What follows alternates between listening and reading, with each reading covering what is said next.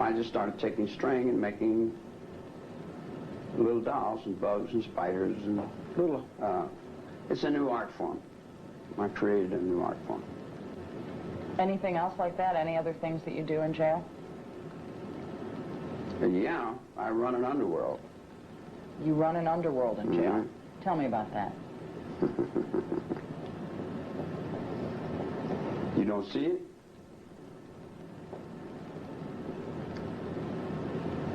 I fly birds. I look out for wildlife. I'm trying to redeem my trees.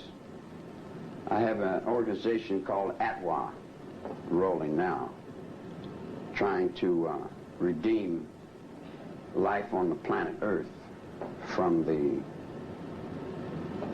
people that destroy it. Tell me more about that. Who's destroying the Earth and why? The things that we do as human beings that are accepted and called right 100 years ago have changed. Years ago we could cut down trees and we could afford an exuberant lifestyle. We can't afford that no more. We're running out of atmosphere. We're running out of water. Our water's becoming so poisoned and so polluted we're not going to be able to drink it. The trees are being cut down so fast. Lumber companies are just... The United States is owned by foreign corporations. Nixon opened it up for foreign trade.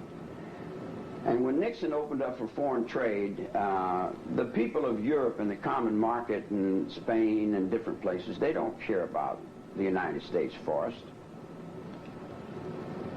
And in short, the United States has been sold out by people who really don't care for anything but money. I've had all the money in the world 3 times. I had to give it back to keep the game going. What game? The game. It's a game. Money is a game. It's only real to the people who work for it. The people that don't need to work for money, it's a monopoly game. It's a game of paper. It's all on paper. I've got a production company, and I've got a recording company, and I've got a mansion in Beverly Hills, and I've got Rolls Royces and Ferraris. I've got everything money can buy, but it's all on paper. Everything's done through the companies and through the tax loopholes, and the people that live on that level, they don't care about the average honest mule that just goes back and forwards to work. They don't care about the children that are in the streets that are thrown out of this upper echelon of existence. And then when all the children fall down into me, on my level, I pretty much identify with them because I was a throwaway also. So it goes to the point of, do you really care? When you said... And who does care? And if anybody cares, they're considered crazy. I've been 15 years in the nut ward for trying to stop the trees from being cut down, from trying to rearrange a lifestyle of a bunch of people who don't want to change. But they're going to change because the cold wind is blowing. You're going to change or there's going to be no life left on the planet Earth.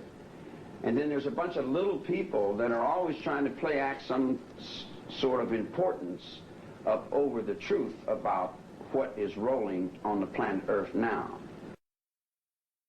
Did you get him? Yeah. Or she might use for me. Or we might use for another one of the friends. And I say old lady. Let's get back to that talk about God for a minute. Tell me once again, I don't know if we got that. What you were talking about being God's messenger. Tell me that again. Life is God. All life. Bugs, birds, trees, everything that's alive is God. The sun is God. But we've got God over here on a cross. We've got a dying man over here on a cross, and we're all kneeling down hoping that if we die, there's a better place somewhere else. Well, you got a whole bunch of people hoping that they die creates a hell of a big energy. And I call it a death wish. It's mother's death wish. It's what everybody's going towards dying, like the Vietnam War when they wanted to blow the world up. And what have you got to do with God once again? I'm just a messenger of the truth. God's messenger? Life's messenger. We use the word God. The God hooks all the other words up. I'm the Pope. I'm 10 times the Pope. I'm 50 times the Pope. But I'm the Pope in the hills and in the mountains. I'm already out of here. This enclosure here, I'm out of here. My body's stuck here, but my thought is already gone. When you told me you ran an underworld, is that a joke? No. No, why would it be a joke? It's not a joke. No, when your word is good, it's good. What do you mean by that? When your word is good, it's good. What do you mean by that you run an underworld? What do you mean by that? A little kid came to me a long time ago in McNeil Island, and he said, "Would you teach me how to speak English?" I said, "No, I won't teach you how to speak English. You're too stupid." He said, "I'm not stupid." I said, "Come on, let's go play some handball." So I taught him how to play handball, and I taught him how to speak English, and I taught him how to tell the truth. He lives in Peru. What has that got to do with running an underworld? All I got to do is tell him anything I want him to know, and he knows I don't lie to him. Is that what you did with your so-called followers? No. No. Yes, in a proportion, yeah, sure. But I didn't break will. I didn't break the will. Are you saying that they didn't do anything they didn't want to do? That's it.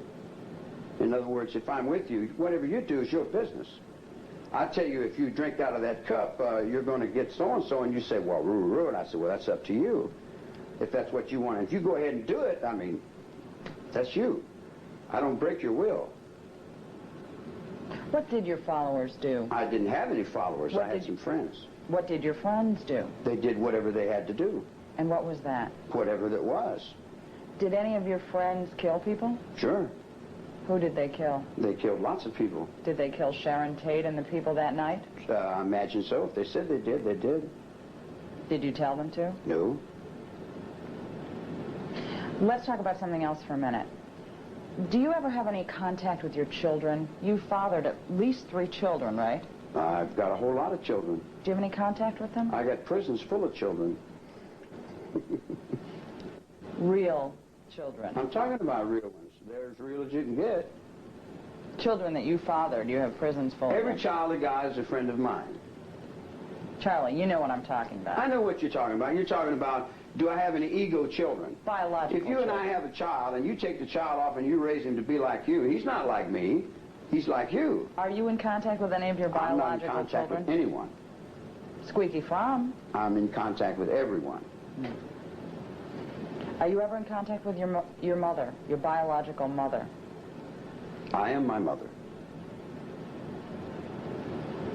Are you ever in contact with any other members of the so-called Manson family, your friends? The Manson family was a music group. The music group I had was called the Family Jams. And all the girls sang in the music group. And all the guys played in the music group. It had nothing to do with a cult. It was a music group. Whatever happened to those people? Are you in contact with them? Sure, they're all doing fine. We're all doing the same as we was doing before. You can never split us apart because we were never together. We were together in soul. We were together in truth. And every one of them knows I've never lied to them. I've never lied to anyone about them or around them. They've never seen me in a lie. Do you ever get letters from people? Yeah. Tell me about some of the letters you get from people. I get all kinds of letters from all kinds of people, all kinds of kids, all kinds of people that are lost, people that are needy. Do you write them back? Sometimes, occasionally. What do you tell them? Hello, hi, how are you? Do you give them advice? Advice. It's within. Do you give them advice? If that's advice, it's within you. That's the advice you give. It's within you. Whatever advice is, Do you get visits? Do you get visitors? No. Never. You're not allowed visitors? I've got a lot of people standing on me trying to play important. And each one of them takes a little bit until finally I've got nothing left. And I sit in the cell. And then this dummy wants to come and he wants to get his little bit. And this guy, he wants his little bit. And everybody's got their little bit, you dig? And then I'm stuck up underneath. I can't do anything because everybody else is living my life. They're representing me. If all the people that were representing me that quack marched in one direction, if they turned around and bowed in the other direction, I'd have every head bowed. Because they're doing nothing but representing me. Reagan's court was representing me. The court that I was in was Reagan's court, was his appointee. He was representing me. Everybody's been representing me. Let me ask you another way. I've heard that you get a lot of letters and have in the past gotten a lot of visits from kids, just kids that you don't know. Is that true? I am kids. Have you gotten these kinds of visits and letters from kids that you don't know? Sure. Why do you think these kids write you? Because I am those kids. What is it about you that they... I am a child. I never grew up. I never lived in your society. I never went to school. I never had a mother and father. I raised myself up. What do you think it is about you that makes people want to be a part of whatever it is you're a part of?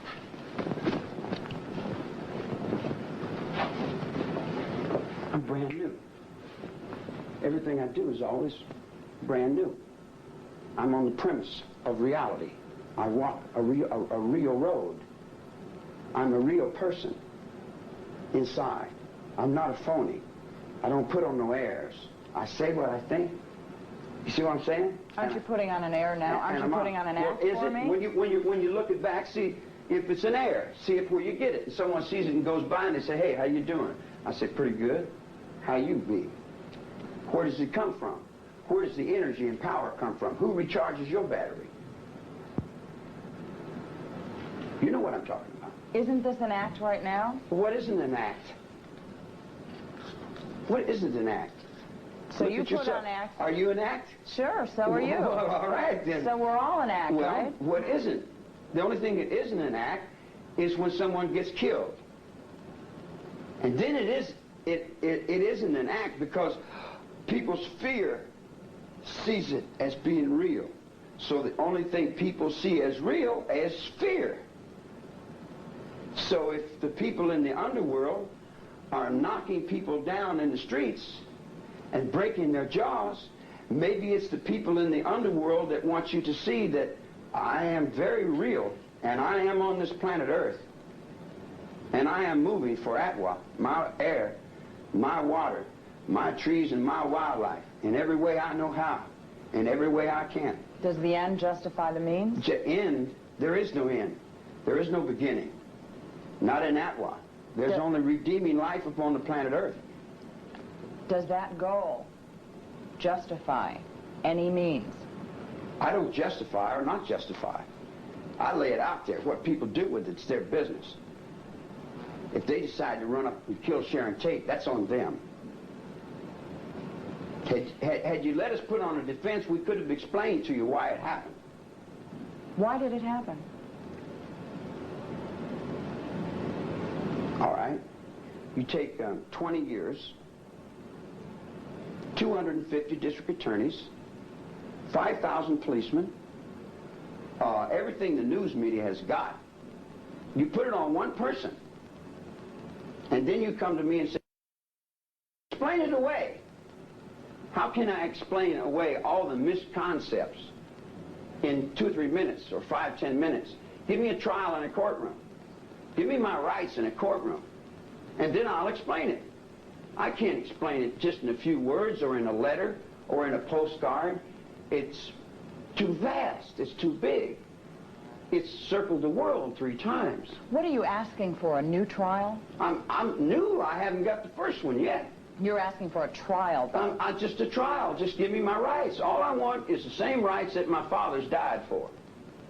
The same rights that says United States of America. I see Reagan getting up in the United Nations telling the world how human rights are so important and how we should give all the humans rights.